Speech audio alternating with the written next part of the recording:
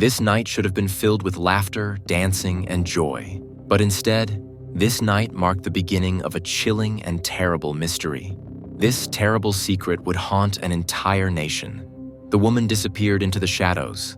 Her last minutes of life spent in a crowded nightclub. She was seen talking to a man she had just met. And then, as if swallowed by the darkness, she vanished. The discovery of her belongings on the side of the road a few days later compounded the mystery, sparking fear and wild speculation. Her purse, shoes, and identification were found, but she was gone. The perpetrator had acted coldly and methodically. The police were shocked, the city panicked, and the families desperate. But unfortunately, the nightmare for the family was just beginning. 3 years of investigation uncovered secrets that made the blood run cold. One of the most high-profile and controversial trials in Uruguay's history raised more questions than it answered. Natalia Martinez was born in the late 1980s in Montedo, the bustling capital of Uruguay. As the youngest daughter in the Martinez family, she was cherished by her parents and formed a particularly close bond with her older sister, Claudia. The family lived in comfort thanks to their father, who worked as a senior salesman for a large international company that specialized in household appliances. Their home was filled with the luxuries of life, and this affluence allowed Natalia to grow up without material concerns. From a young age, Natalia was known to be a cheerful and friendly girl, though not much else is widely documented about her early personality. What was clear to those who knew her was the deep affection she shared with her family, especially her sister. Claudia, being older, often played the role of protector and confidant, and the two sisters were nearly inseparable. The Martinez family, as a whole, was known for their close-knit relationships, and Natalia fit perfectly into this dynamic. As Natalia grew into her teenage years, her warm and sociable nature became more apparent. She built a tight circle of friends, a group that remained loyal and close throughout the years. This group became a second family to her, individuals she could rely on and who could rely on her in return.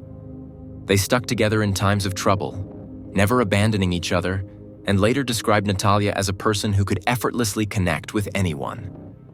She was never shy or hesitant, and finding common ground with strangers was a skill she mastered naturally. After graduating from high school, Natalia's social life continued to flourish. She spent more time with her friends, and they frequently attended parties, enjoying the vibrant nightlife of the area. Eventually, their adventures expanded beyond the city. The group began taking regular trips to the coast of Uruguay, indulging in the sun, sand, and sea. These vacations were filled with laughter and activity, and they relished the freedom of youth. On January 1, 2007, as Natalia turned 19, she and her friends decided to embark on another one of their adventurous getaways. To celebrate her birthday, they set off for La Paloma City, a small resort town known for its relaxed vibe and beautiful beaches. For the next 2 weeks, they stayed there, soaking in the atmosphere and making memories. On January 16th, the group made their way to a second resort, this time in the city of Rales. The plan was for Natalia to reunite with her parents and sister, who were vacationing in Paz, a nearby town. The Martinez family often took trips like this, and the locals knew them well from their frequent visits. They had a sense of belonging in these small coastal towns, always returning to the same places that made them feel at home. On January 18, just a few days before their trip was to end, Natalia and Claudia decided to take a road trip to Puna del Este, another tourist town less than an hour away from Paz. Their destination was a well-known local spa nestled in the Cerro San Antonio area, situated midway between the two towns. The sisters spent the day enjoying beauty treatments and pampering themselves, their minds set on capping the evening with a night of dancing at a nearby disco. They had planned to meet up with Natalia's close friends, Rosalia and Natalia Silva, for a night out on the town. However, as the evening wore on, Claudia began to feel fatigued. She decided to return to their parents and skip the party, leaving 19-year-old Natalia to carry on with their plans. Natalia, determined not to let the night go to waste, joined her friends at La Arenas Canada nightclub, a locally famous venue where they danced until the early morning hours. Around 5 a.m., as the party finally wound down, the group of friends decided it was time to head home. But before they could leave, Natalia got caught up in a conversation with Leonardo Rakovich, an old acquaintance who owned a bookstore in town. The two stood near the exit, talking quietly, while Rosalia and Natalia Silva lingered nearby, waiting for their friend. The night had been long, and they were tired, but they didn't want to leave without Natalia. As the minutes ticked by and their friend's conversation stretched on, Rosalia and Natalia Silva decided to head outside and wait in the car. They figured their friend would join them shortly. After all, they had an unspoken rule. They never left anyone behind. But time passed, and Natalia still hadn't appeared. Growing restless and concerned, they decided to return to the club and see what was causing the delay. When they re-entered the nightclub, there was no sign of Natalia Martinez or Leonardo. The spot where they had been talking was empty. A sense of unease began to creep in.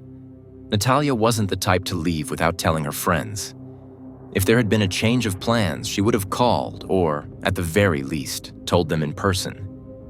But they had heard nothing from her. The friends decided to search the club from top to bottom. They made their way upstairs to the second floor, hoping for a better view of the parking lot from the balcony. That's when they spotted Leonardo's BMW parked below. The car was running, its engine idling, and through the glare on the glass, Rosalia and Natalia Silva couldn't quite make out the details inside. However, they thought they saw movement in the passenger seat. Something or someone shifting inside the car. Their hearts raced. Something didn't feel right. The night, which had started as a carefree celebration, was now tinged with an unsettling sense of dread. The girls were growing anxious as they called out to Leonardo, hoping for some answers. They asked him about Natalia, and he calmly claimed that he was just sitting in his car with a friend at the time.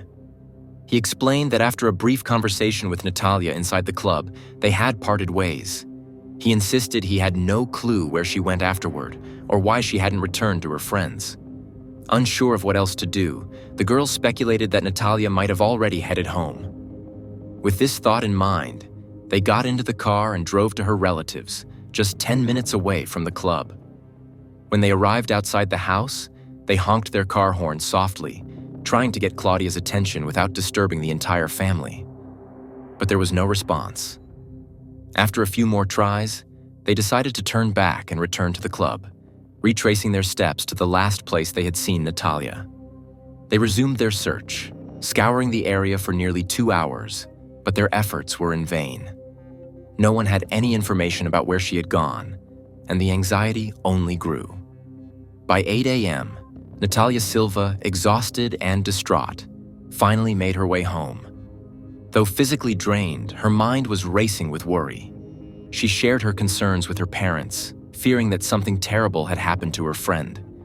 They tried to comfort her, urging her to get some rest, insisting that Natalia Martinez had likely returned home safely and that there was no need to panic. Reluctantly, Natalia Silva went to bed, but the nagging fear in her heart persisted. When she awoke at 11 a.m., the same day, her worst fears were confirmed. There was still no word from Natalia Martinez. Panic set in. The entire Martinez family, alarmed and desperate, launched an immediate search for her. Her friends, equally worried, joined in. Together, they went back to the club, retracing her steps, hoping to find any clue that might lead them to her whereabouts. Unfortunately, the club was now closed, and no one in the surrounding area could provide any helpful information. They searched every corner, but nothing turned up. By 5 p.m., realizing they had exhausted all their resources, the family and friends went to the police station in Maldonado. They handed over several photos, including one from that fateful night showing the girls together at the club. This provided the police with a clear picture of what Natalia was wearing that evening, and an all-points bulletin, APB, was issued. The police began their investigation, though their initial skepticism was evident. It wasn't uncommon for young girls at parties to leave without informing friends, especially after consuming alcohol. They wondered if Natalia had simply left with a man she'd met at the club. However, Rosalia and Natalia Silva were adamant Natalia hadn't been drinking that night. In fact, she had a strong aversion to alcohol and rarely touched it. Furthermore, they firmly denied any use of illegal substances. Under pressure from both the family and Natalia's friends, the detective in charge began to take the case more seriously. The first step in the investigation was to return to the nightclub where Natalia Martinez had last been seen. By now, the club was open, but there were no CCTV cameras installed at the time, making it difficult to track her movements inside or outside the venue. While speaking with the staff, the detectives learned that a group of 3 young men had been sitting at a nearby table, and they had spent the evening trying to engage with Natalia and her friends. Rosalia and Silva confirmed that the men had been persistently bothering them throughout the night. Despite this new information, the investigators chose to focus their attention on Leonardo, the last person known to have spoken with Natalia before her disappearance. It wasn't surprising that he quickly became the prime suspect. After all, he had been seen talking with her just moments before she vanished, and the lack of leads only heightened suspicion around him. Leonardo, however, maintained his innocence. He had a reputation as a kind and mild-mannered individual, and none of his friends or acquaintances could recall a single instance of him ever displaying aggressive or cruel behavior. When questioned, he explained again that his conversation with Natalia had ended peacefully. After her friends left, she had walked down the stairs and out onto the porch, at which point Leonardo returned to his car to chat with his friend. He claimed that he saw Natalia leaving, but soon lost sight of her because he became engrossed in conversation with a friend. He had no reason to believe anything was amiss. There was no commotion, no shouting, nothing that would raise alarm. Despite Leonardo's insistence that he had nothing to do with her disappearance, detectives remained unconvinced. They decided to thoroughly investigate his BMW, the car he had driven away from the club that night. Witnesses had reported seeing a similar vehicle in various locations around the city, including on the outskirts near a wooded area. One particularly intriguing report came from a man who claimed to have seen a couple engaging in intimate activity inside a car near a lake close to the woods. The description of the vehicle matched Leonardo's BMW, and the sighting allegedly occurred on the night of Natalia Martinez's disappearance. As detectives pieced together these scattered accounts, the mystery deepened. Leonardo's version of events seemed plausible, yet the growing circumstantial evidence was impossible to ignore. The investigation was only beginning, but the clock was ticking, and Natalia's family feared the worst. The police, armed with a search warrant, thoroughly examined Leonardo's BMW. Almost immediately, they found strands of long, dark hair on the floor of the vehicle. The discovery raised hopes, and the hair was sent for forensic testing. To the detectives' surprise, it didn't match the missing Natalia Martinez. It belonged to someone else entirely. The interior of the car was also remarkably clean. There were no bloodstains, no signs of a struggle, nothing to directly connect Leonardo to Natalia's disappearance. However, the detectives, already suspicious of him, assumed he had meticulously cleaned the car after the incident, erasing any potential evidence. This theory was even noted in their reports, adding to the circumstantial evidence against Leonardo. Still, there was nothing concrete, and it wasn't enough to warrant an arrest. Then, on January 22nd, a crucial break in the case occurred. A passerby driving along the highway on the outskirts of Paz noticed several items scattered on the roadside. Among them was a woman's purse, a wallet, and a pair of shoes. But what truly stood out was an ID card, belonging to none other than the missing Natalia Martinez. Recognizing the significance of the find, the passerby immediately contacted the police, who arrived swiftly on the scene. The discovery sent shockwaves through the investigation, providing the first tangible clue of Natalia's fate. However, the intense media coverage surrounding Natalia's disappearance also had its drawbacks. As the public became more engrossed in the case, wild rumors began to circulate. One particularly damaging rumor suggested that Natalia had ties to drug traffickers and had fallen victim to a violent dispute between rival dealers. These rumors were baseless, but they gained traction quickly, forcing Natalia's family to respond publicly. Her father appeared on television, vehemently denying any connection between his daughter and criminal activities.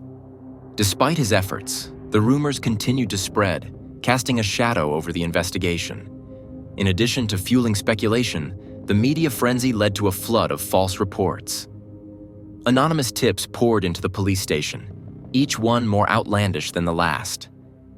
Some callers claimed they had seen Natalia, while others insisted they had witnessed her abduction. Still, others provided dubious details about the crime itself. The detectives, already stretched thin, were forced to investigate each lead only to find most were dead ends. The sheer volume of misinformation severely hindered their progress. Yet the media thrived on these dramatic twists and turns, as the public's fascination with the case grew. Headlines blared with theories and sensational claims, adding pressure to an already strained investigation. Despite the setbacks, the search for Natalia intensified. Law enforcement officials, friends, family, and hundreds of volunteers scoured the countryside, hoping to find any trace of the missing woman. The area surrounding the nightclub was combed thoroughly, but no clues were found. As the days passed, the search expanded to more remote parts of Uruguay, including coastal regions and forested areas. Specialized search units, including service dogs and even military aviation, were called in to assist. The local fire department scoured sewer systems. But still, there was no sign of Natalia. By late January, the grim reality had set in for the authorities. Natalia Martinez was most likely dead. The critical 48-hour window for finding missing persons had long passed, and with no new leads, hope was fading fast. On Grand Beach, a discovery was made that briefly stirred the investigation. A bone was found. But after careful analysis, it was determined that the bone was not human, dashing the faint hopes of the searchers. Yet Natalia's family remained steadfast. They refused to give up, clinging to the belief that she was still alive, perhaps being held against her will. This hope sustained them through the grueling weeks of fruitless searches. But on February 10th, 2007, their worst fears were realized.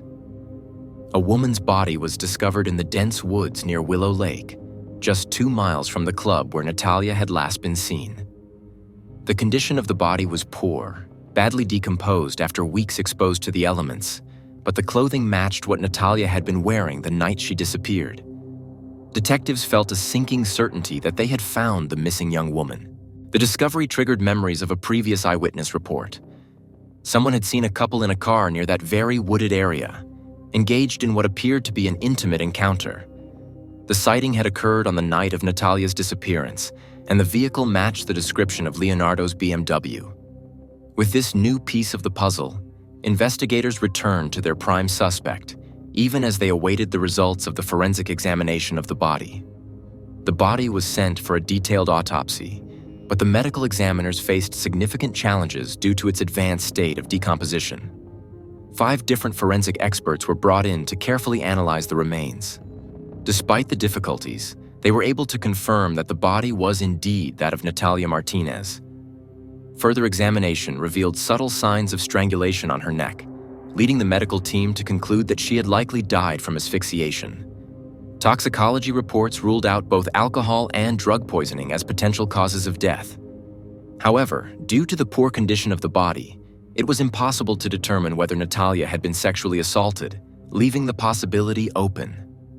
One particularly disturbing detail emerged during the examination.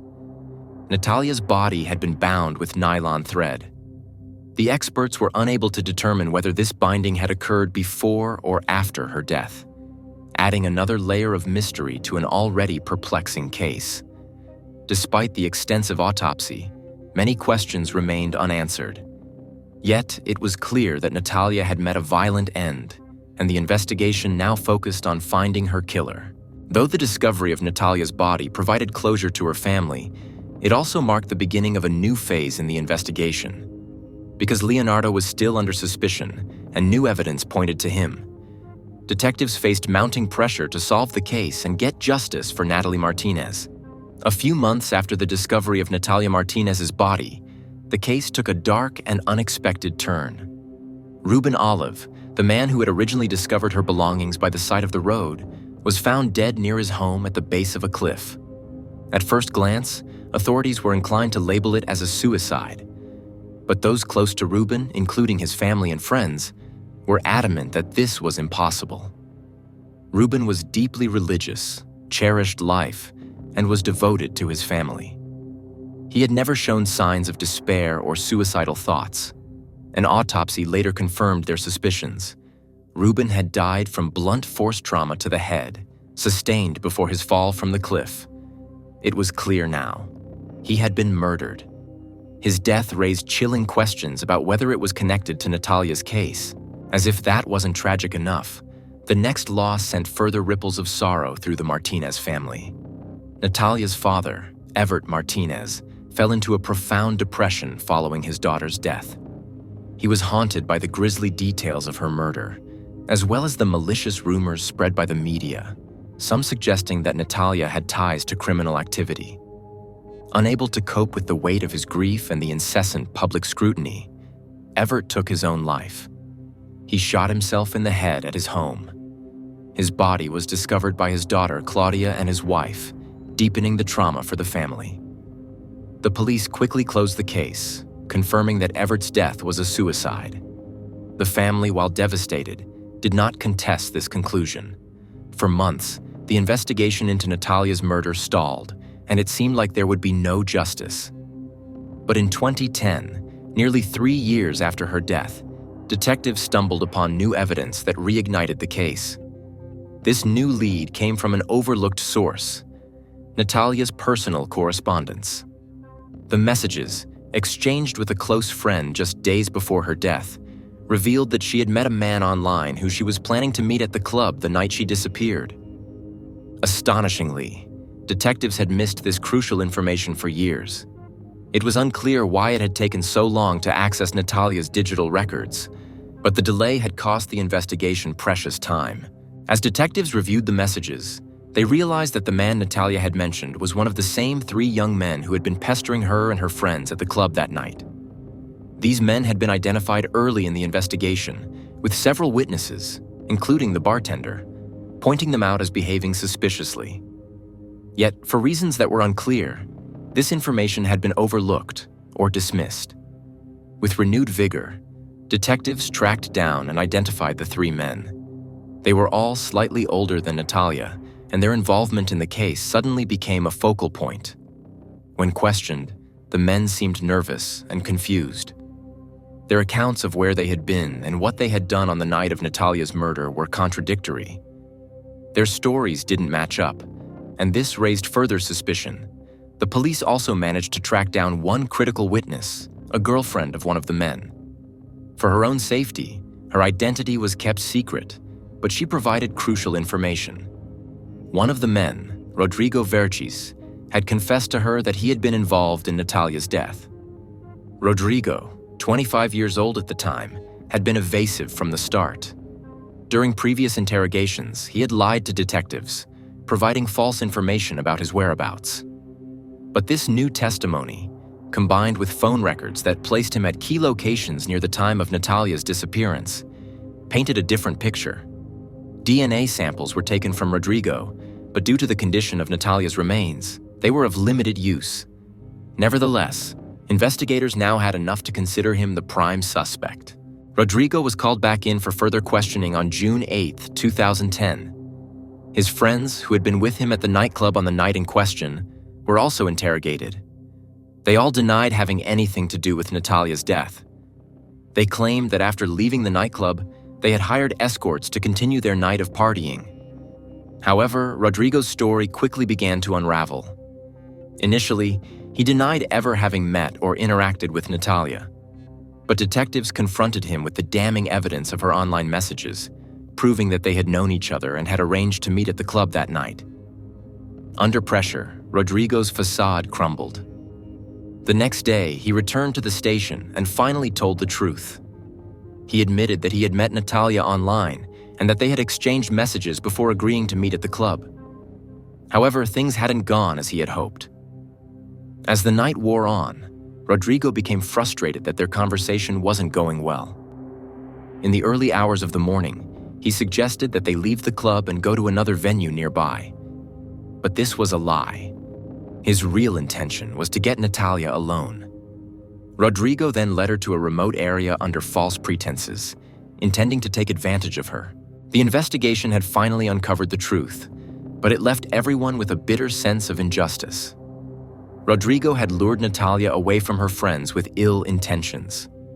When Rodrigo began to harass Natalia that night, things took a dark turn.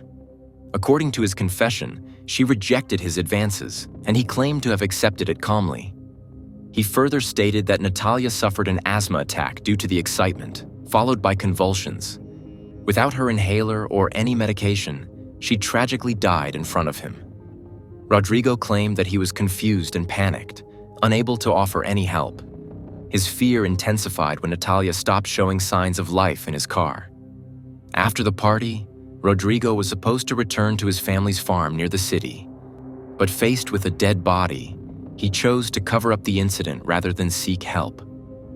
On a road toward the woods, he pulled over, dragged Natalia's body deep into the trees, tied her up with nylon thread, and threw branches over her in a feeble attempt to conceal the crime.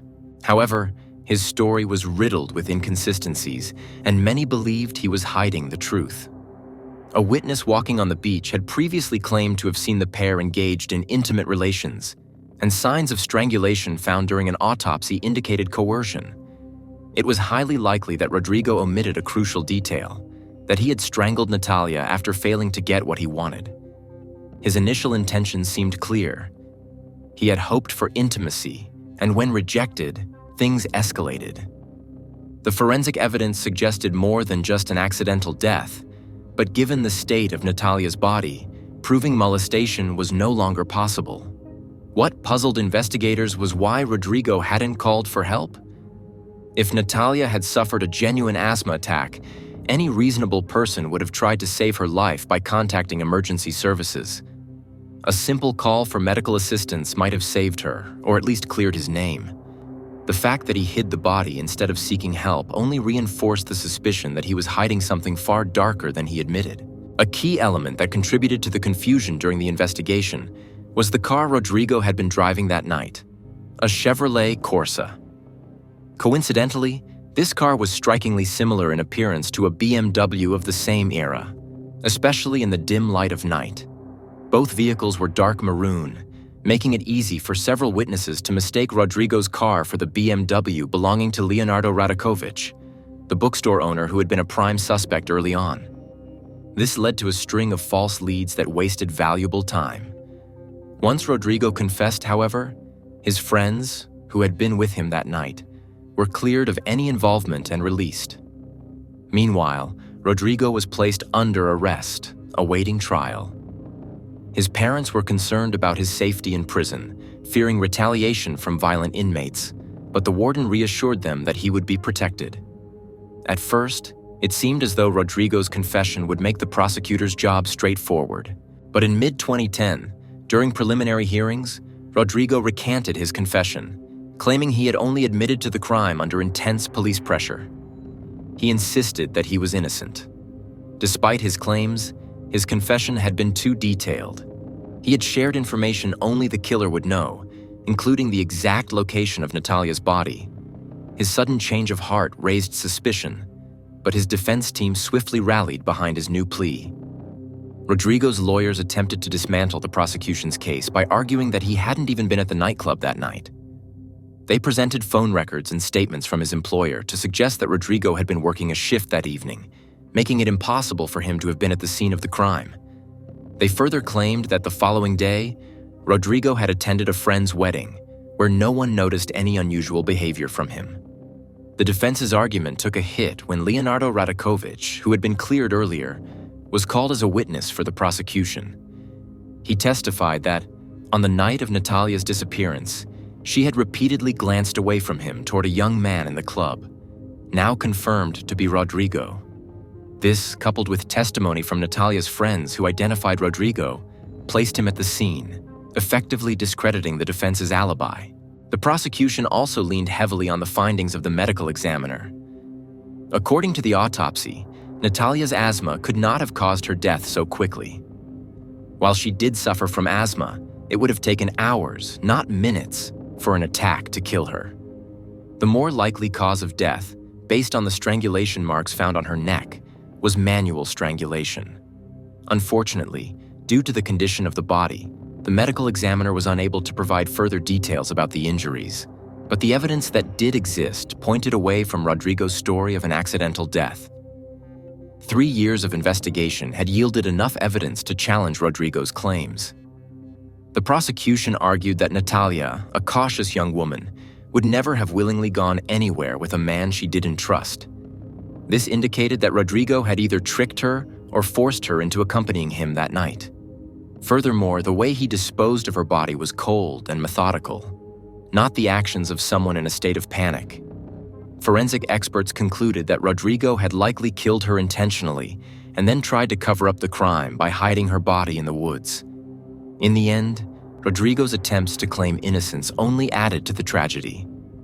His recantation cast doubt, but the overwhelming evidence, his confession, his detailed knowledge of the crime, and the testimony from witnesses, pointed to his guilt. The question remained: would the court see through his final desperate attempt to escape responsibility for Natalia's death?